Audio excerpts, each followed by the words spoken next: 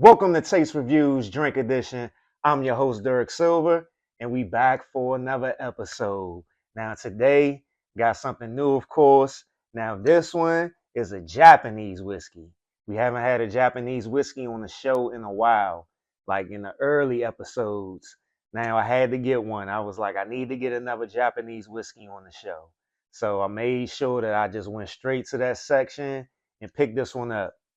This one right here is called Tenjaku. Tenjaku blended whiskey, 40% alcohol volume, and it says on the label, an elaborate and delicate blend of the finest select whiskey, product of Japan. So you see, it's just a regular, ordinary bottle that you've seen plenty of times before in a whiskey. The back of the bottle gives you a little some little information, nothing serious. I think it's pretty much the same thing that's on the website, but let me go ahead and start. Once again, it's 40% alcohol volume, 80 proof, not no high proof, just standard regular. So it says Tenjaku blended whiskey. Every bottle of Tenjaku whiskey is a gift from the land that surrounds Mount Fuji. It is created in the city of Fufuki, which is located in the eastern part of Kofu Basin in the Yamanashi district. The heart of this well-balanced whiskey is made with famed natural spring water from the Musaki mountain range, which lends to its minerality. It is extracted from 250 meters below the surface and is filtered through porous volcanic rock. Tenjaku is the Japanese characters for the skylark Hibari songbird. Now there you go. So here go the songbird right here on the front of the label. Makes sense now. Let's move on to the website. Tenjaku blended whiskey, starting with a mash bill of 86% corn and 14% barley. The whiskey is then double copper pot distilled using some of the world's most pristine waters from the Musaki mountain range in the Mount Fuji Basin, 250 meters below the surface. This is some of the purest water in the world and where the highest grade sake source their water. Finally, Tenjaku is aged in heavily seasoned Kentucky bourbon barrels, resulting in a rich, full-bodied malt flavor with a grain taste that is toned down but freely allowed to express its individual characteristics. This exquisite balance forms a clean, timeless blend of 3-year, 5-year, and 6-year whiskey. So that's why it's called a blended whiskey. It has multiple types of whiskey in it. Now let's go to the tasting notes. The color, they say, is clear amber. Nose, faint smoky accent. Sweet aroma, redolent of pear and dried fruit. The palate, well-rounded and mellow. Finish, slightly spicy, a long finish with a hint of white oak and a spreading sweetness. Now, this should be interesting. Let's keep these tasting notes up. And your favorite part of the show, as always. We ain't got to deal with a cork this time, just a twist. So, let's see if the pour fits. I didn't forget the pour this time. Now, let's see if it fits. Okay, it fits. It fits. Got it in there. We're going to start with the nose and glass and drink it neat.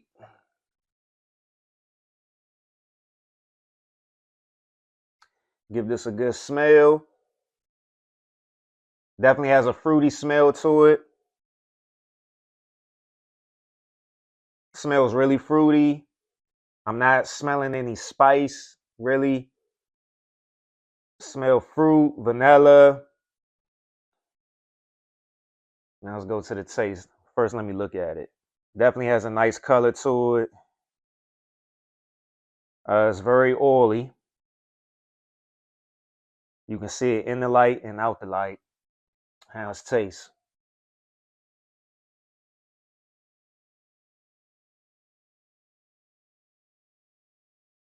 Interesting. Definitely has a fruity taste to it. It's not too spicy. On the back end, I'm tasting the fruit even more. To me, the finish isn't long. Um, I'm not really getting any spice. Um, I might taste a little oak, but it is sweet. It is sweet. But on the front end, I'm not gonna lie, on the front end, when I first tasted it, I was like, this tastes real cheap. But it recovered on the back end, where it has the nice sweet flavors to it, slight oak. The finish is not long. Nice fruity taste. It almost tastes like a it almost tastes like a stronger wine almost.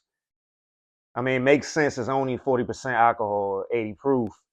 Um, yeah, it's real light. It has a light flavor to it.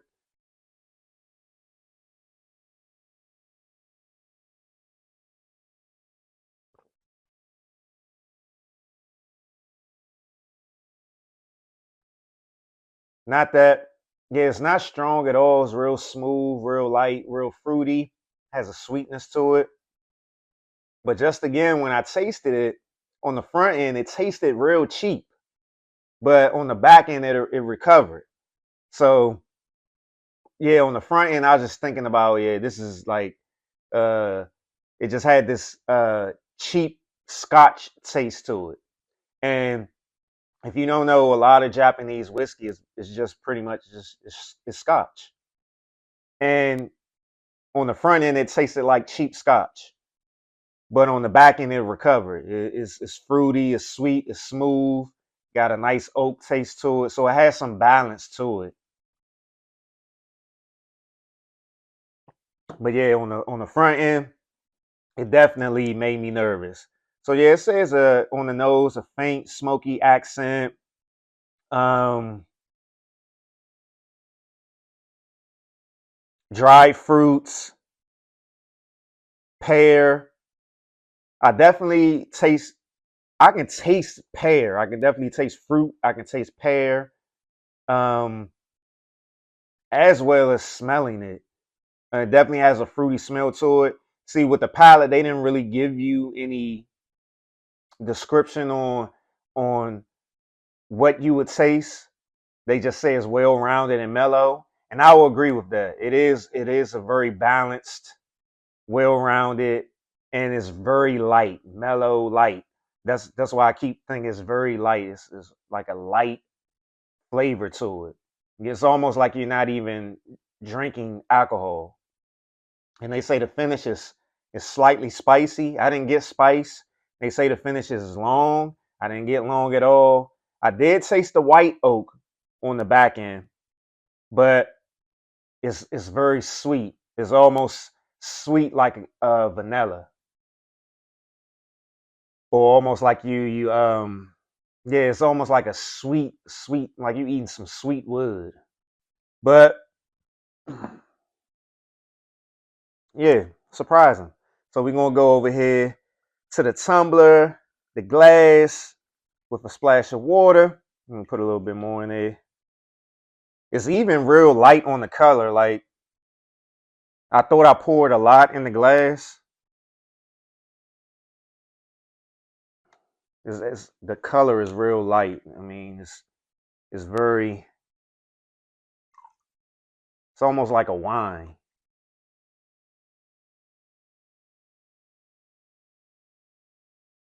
Smelling it with the splash of water, I'm still smelling fruit.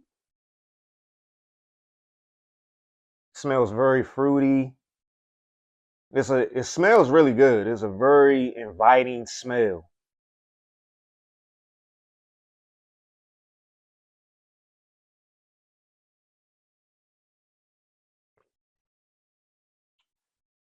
On the front end, it doesn't, with the splash of water, I'm not getting that cheap taste anymore.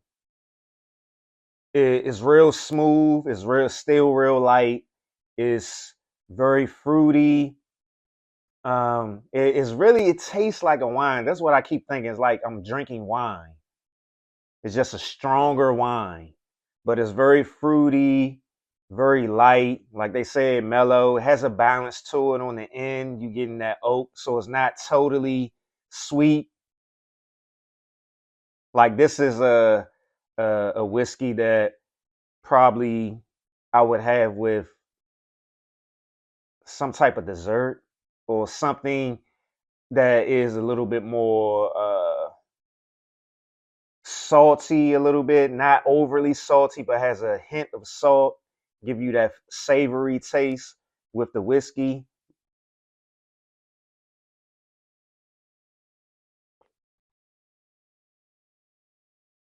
Yeah, but it definitely gives you Scotch vibes, definitely. So let me give the glass, the tumbler with ice ready.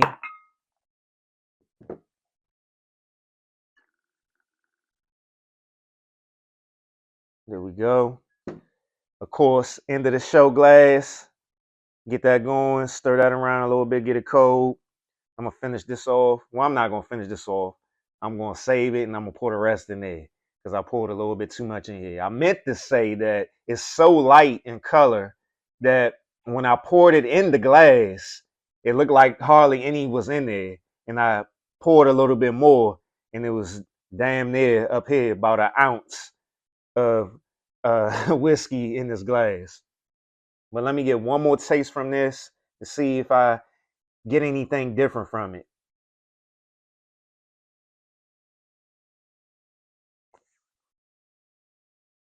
Yeah. Um, it's still fruity.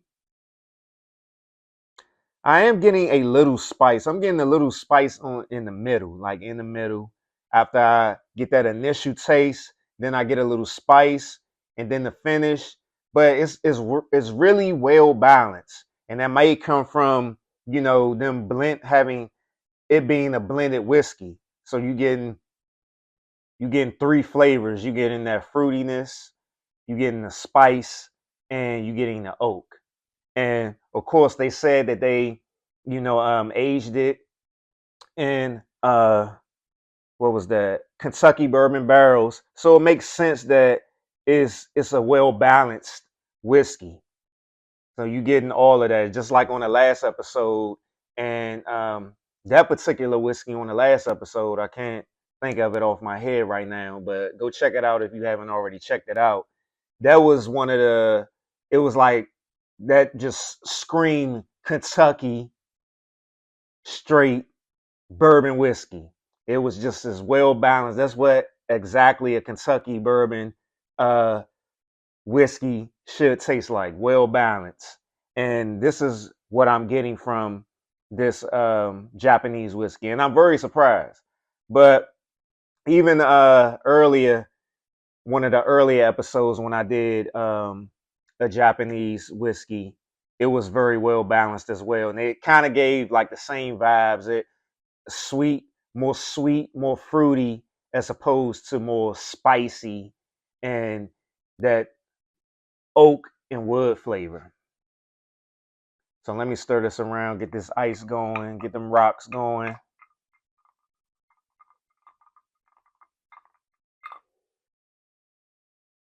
I'm still getting that fruity scent. Now with the ice on the rocks, I'm starting to smell oak now. I'm starting to smell oak, but still fruity, still very like back to back episodes of whiskey that smells incredible. This one smells incredible.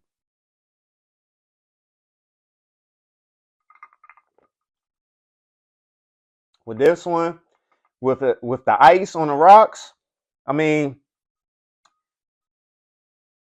it mouths the sweetness down a little bit, but you're still getting fruit flavors. You're still getting mellow, light flavor. You're still getting on the back end. You're still getting that balance of that white oak, and I'm pleasantly surprised. Like I was nervous when I was buying this. I was like, man, I'm not trying to waste my money on this Japanese whiskey because I've been looking at this one for a while. But overall, I'm pleased. Tenjaku blended whiskey, burp number 1 and 2. I I was like, when the burps coming? But you know, if you've been watching for a while, them burps don't always mean anything. But this one right here, I'm pleasantly surprised, and it keeps giving me wine vibes. Like they say, they use the same water to make this whiskey as they do the high end sake, so it makes sense. This tastes like some wine to me. Like that's what it's giving me, wine vibes, like a stronger wine. Is It gives you a balanced, like they said in their description, is well rounded. You getting fruit, sweet, little spice, little oak, but nothing that is overpowering. Like I would share this one with new whiskey drinkers. I would recommend this one for uh, a person who wants to bring some type of whiskey to an event that they don't really know if the people drink whiskey. Like this is safe right here because you getting the experience of a Japanese whiskey, which is technically Scotch, and because they aged it in Kentucky barrels, you getting that blend of what a bourbon would taste like with that oak, with that sweet, with a little spice. So it's a safe whiskey. Tenjaku blended whiskey, out of 5 tastes, I would give this one, out of 5 tastes, I would give this one a 4. I would give this one a 4. It's a pleasant surprise. Um, I believe the last Japanese whiskey that I did in the earlier episodes, I gave a 4 as well, if I'm not mistaken. But I'm very high on that one as well. So, yeah, Tenjaku blended whiskey, try it. Beginners, try it. Intermediates, try it. Experienced drinkers, experts, try it if you haven't already. Let me know what you think. You will enjoy it. It's a good whiskey to share with everybody. And I'm pretty sure, I didn't really get a long look at the website, but I'm pretty sure they have some great cocktail ideas for this Japanese whiskey. Like just tasting it, you can make some nice cocktails with this Japanese whiskey if you having any type of event or anything. So, Tenjaku blended whiskey gets my stamp of approval for a taste out of 5. Make sure you like, comment, share. Shout out to all the new subscribers. I appreciate you. And make sure you drink responsibly. And if you got any suggestions for any whiskeys that you're not sure about and that you don't want to spend the money, keep them coming. I'll put them on the list and I'll put them in the rotation for an episode. I appreciate you. Make sure you drink responsibly. Now, I'm going to go ahead and finish both of my end of the show glasses. Make sure you drink responsibly.